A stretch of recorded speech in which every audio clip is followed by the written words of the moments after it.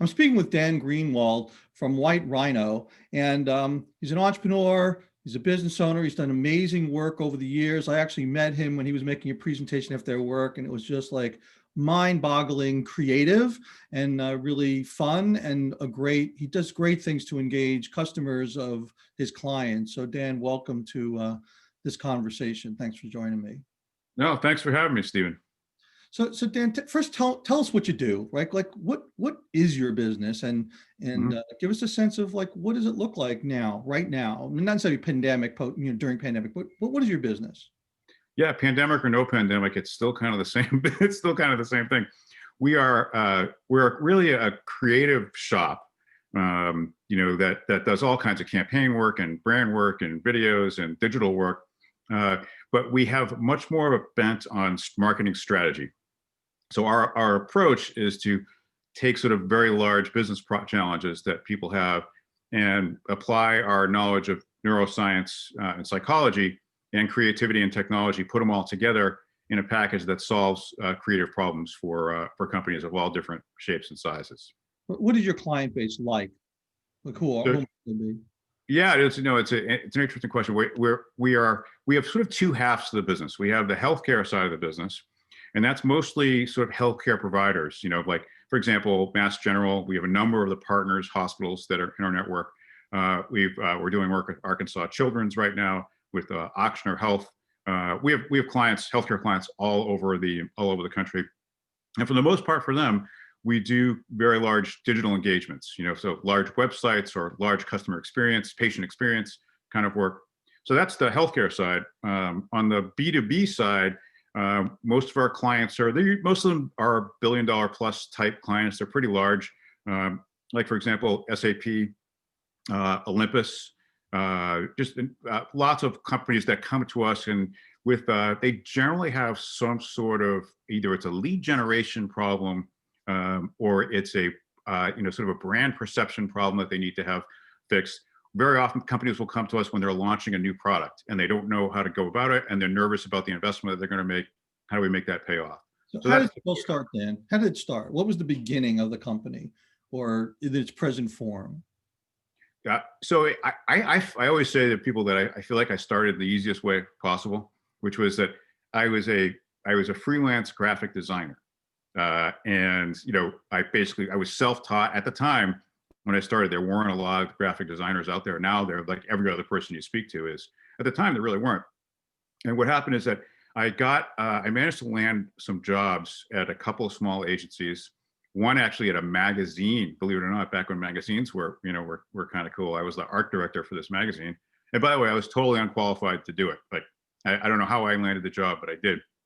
And it turned out I didn't love working for other people.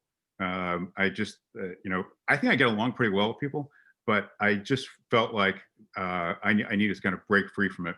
And at the time, I was probably 26 years old. I was too dumb to know any better. I had an apartment. I had no cost of living, no kids.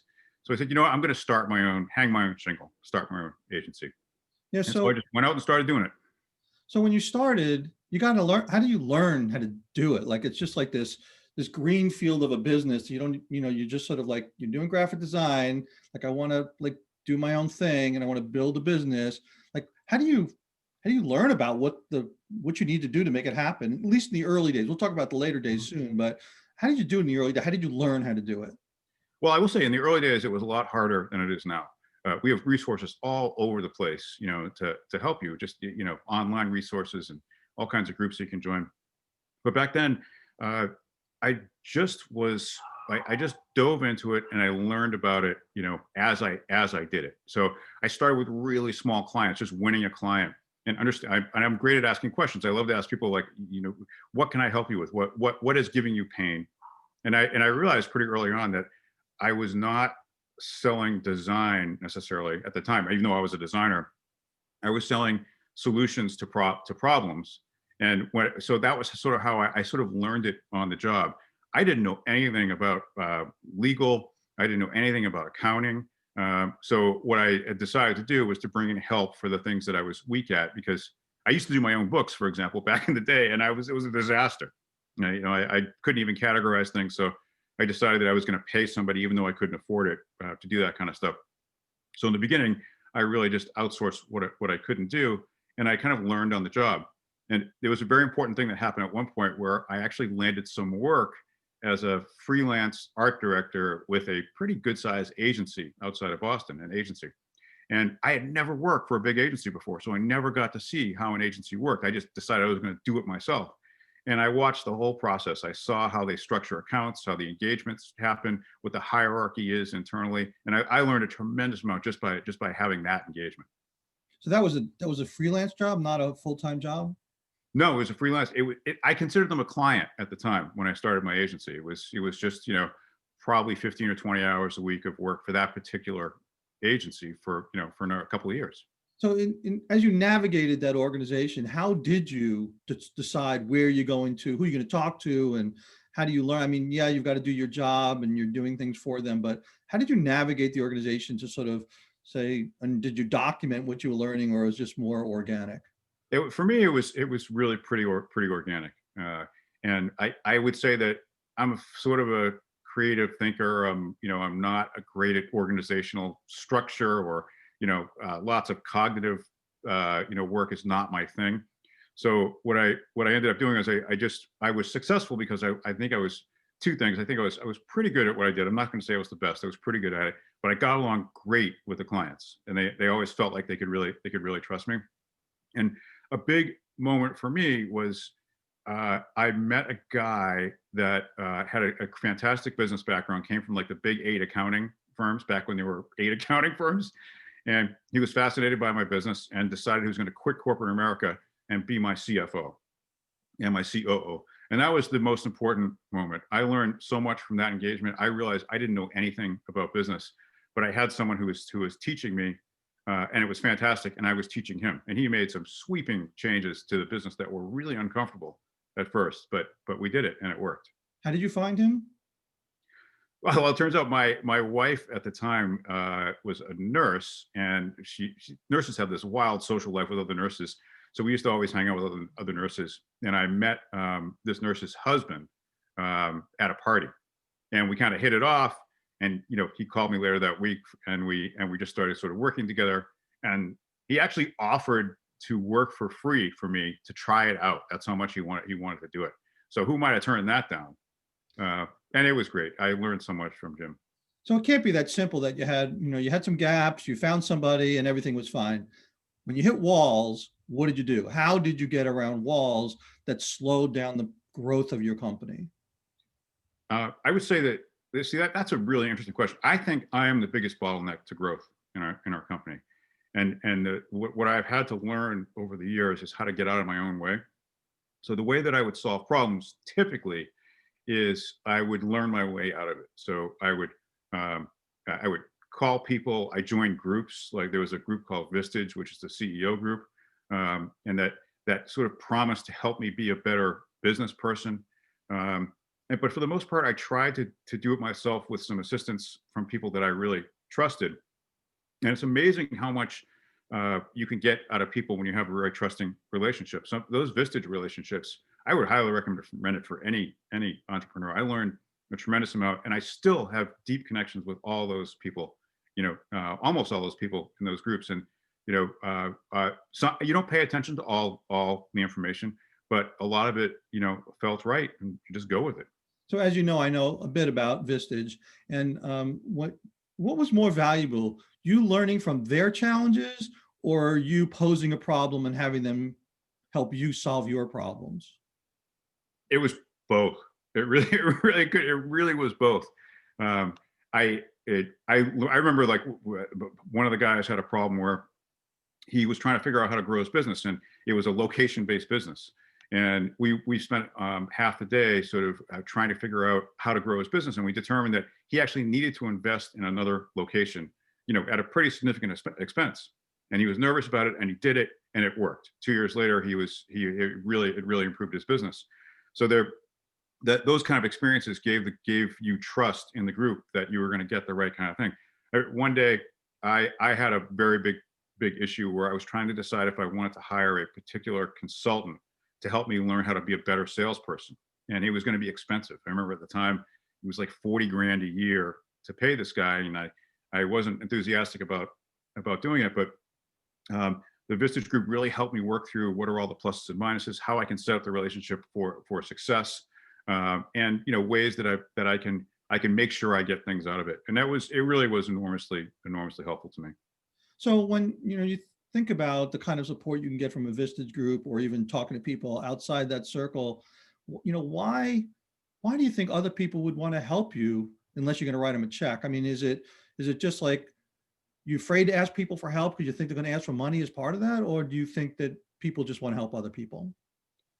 The thing, it's a really interesting point. I feel like I got the most help from Vistage because we were, yeah, there was a fee to pay for Vistage, but not to the other members. And I remember there's this real feeling of camaraderie that I always felt like as a CEO and as a kind of an entrepreneur, that it was very hard for most people to understand what life was like, to be, I mean, I don't want to make it all woe is me, but it's a very different kind of existence with a lot more pressure. And those people in that Vistage group were all experiencing the same thing. And, none of their wives or spouses got it, their friends really didn't get it, their employees didn't really get it, but we got it as part of the group. And there was just this trust that we really wanted to help each other out, and we'd spend hours helping each other out. So, how long did you leave Vistage, or are you still there? I was there for about 7, almost 8 years. We went through a few different chairs, and then I moved on, but I replaced it with a different type of group. Do you still have that group? Yeah, it's a group that's really directly about my industry. So they were all CEOs in my industry, and I was ready for that since I sort of had that training from the basic business training I felt from Vistage and my experience. But now I needed to learn how to hone the agency business, if you will. So do you think that talking to people or solving problems with people from your industry sort of questions sort of confidentiality in terms of competition, or like how does that work? Oh, well, yeah, it's a good point. So they were not allowed to have any competitors in the group. So we have to be either in different regions or in different spaces within the creative market. But our businesses were all in some way tied back to creativity. So, for example, we were the only sort of B2B and healthcare based agency in this particular group. There was another agency that specialized in, get this, urban neighborhood design. That was pretty cool. And there was another one who was a landscape designer. And while they sound like very different businesses, there's a lot of similarities in the way that we sell our time and pitch projects. So we were very, very happy to help each other. Now, do you scan the world for articles and videos, and like how do you do that? And then how hard is that to do? No, I love it. I have all kinds of both industry and non-industry publications that I subscribe to. There are some amazing resources in my business just to learn how to stay. The hardest thing in my business, I think, is staying ahead of the curve. All kinds of new technology is happening it's very easy to become obsolete with new technology, and also new types of skills. But there are sites out there that every day I visit, and they're inspiring to me, even if it's only for 5 minutes. What about outside your industry, about business in general? Do you need to get information to help you think about sort of pictures about staffing or other areas about running a business the size that you're running? Yeah, it's a pretty unique business, to at least to some extent. And I found that I've gotten the most assistance from people who are most like this business. So I really have found that to be the case. But I don't like to limit my opportunities. I like to have a well-rounded opinion. And just because every agency does it a particular way does not necessarily mean that it's gonna work for us. So I think there's been a combination of both those things. Now, did you pivot your business at any point? Or is it the same? I mean, I know once you went Yeah. from graphic design into business, like at what point did you pivot, and what led you to that change? Yeah, there were two big changes, but there's really one that I think is concerning, which is in the mid '90s. This is going back, dating myself big time. The web started to become a real thing, and I realized pretty early on that it was going to be a very important, very, very important thing. And much to the dismay of my agency, I shifted us to digital work, and I lost a lot of people because they didn't believe it was really going to be happening. I had some creative people who didn't really, they weren't into digitally oriented design. They wanted to do print pieces, and it was very disruptive for the business. But it really ended up being, we were way ahead of the curve. So many agencies just basically got killed by the digital shift, but we didn't. We were ahead of it. Well, so at that point, then here's a new industry, a new way, a new mode, a new way to send out your sort of creative juices. How did you learn about that? Like, that's like a new world. Like, how do you navigate something that few people really knew about at that time? There's always resources to read about new things. I mean, there were a number of groups, but at some point, the internet really became an amazing resource. Not that it wasn't that long after that you could. It's amazing what you could find, out there. Basically a how-to guide for anything, for anything that you want. And for example, just a few years ago, we shifted our agency to what's called an agile methodology to develop technology. We didn't know anything about how to do it. And what we did the first time we did it is we actually partnered with another agency who was excellent at it. We watched what they did, and then we sort of incorporated it into what we do. And now we do the same thing. And I think we actually do it better than they did. But it's always that kind of stuff, sort of seeing what people are doing, copying it, and then see what actually works for you and modifying it. So what I'm hearing is, as the way you learn is to model other people. You modeled it in the agency, you modeled it with this partnership, you sort of like, you model elements of it in this sort of like this Vistage group, and now this other group is like looking at other models and figuring out how you can sort of absorb it and then incorporate that into your own practices. Right. Yep. And yep. And what's kind of interesting is I noticed that as I'm getting older, I'm getting more and more opinionated about what I think really works and what doesn't. Where in the older days, I would have tried just about anything. But I definitely have some strong feelings about what feels right for us at this point. But I think that's pretty accurate. Without giving away the store, what's next? Like, what's the next pivot for you, or change, or for your company? And like, what are you getting ready for? Yeah. So we're actually already making the change. Since we made that transition to digital, uh, the there's a next very interesting transition that's already happening, and we are calling it business design, which is we're asked to solve business problems, and typically we are paid to come up with a creative solution to solve that problem.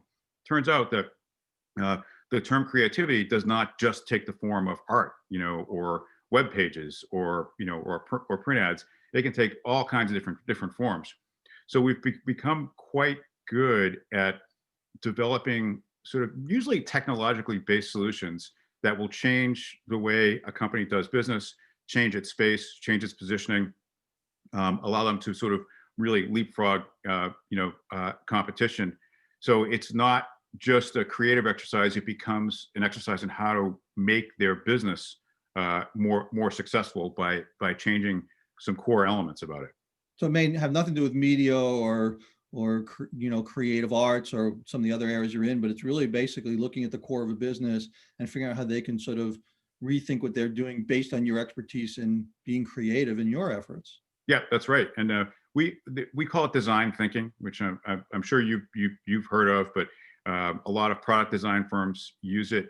And we've adopted a form of design thinking for our own work.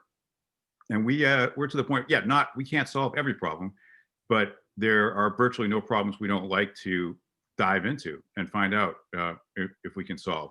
So that seems to be the next evolution for us, and we're getting a lot more of that type of work. How big is your team right now? So we're actually a small full-time team. We have 7 people full-time, but we have about another 40 to 50 people that are contractors that we use all the time that are basically our team.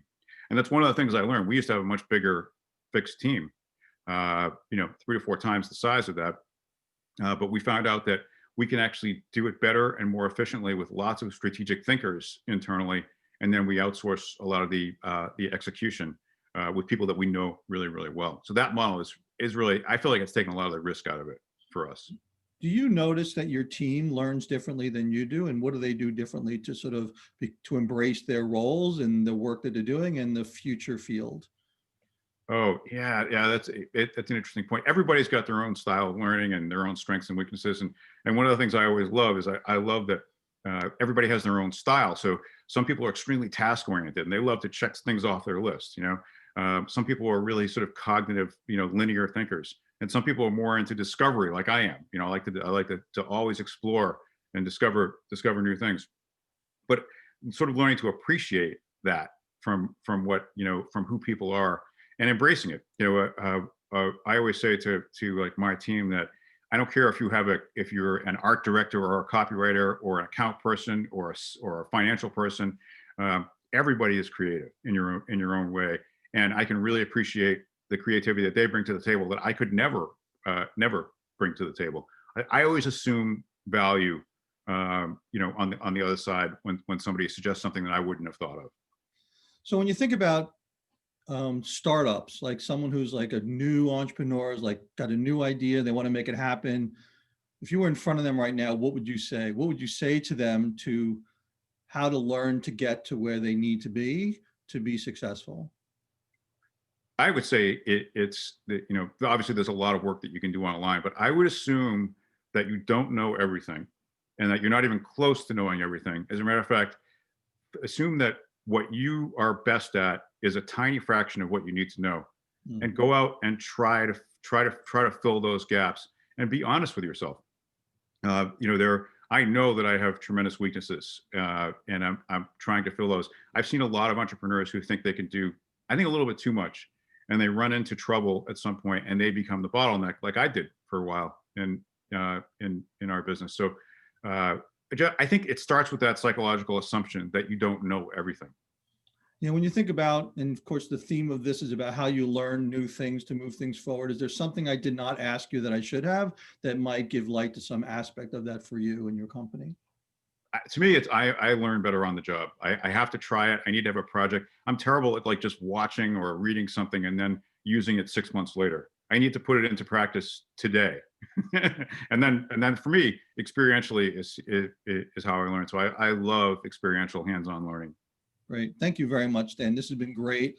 Very, it's good to hear the backside story of the work that you do, because I've sort of followed you along the way, had you speak to some of my classes.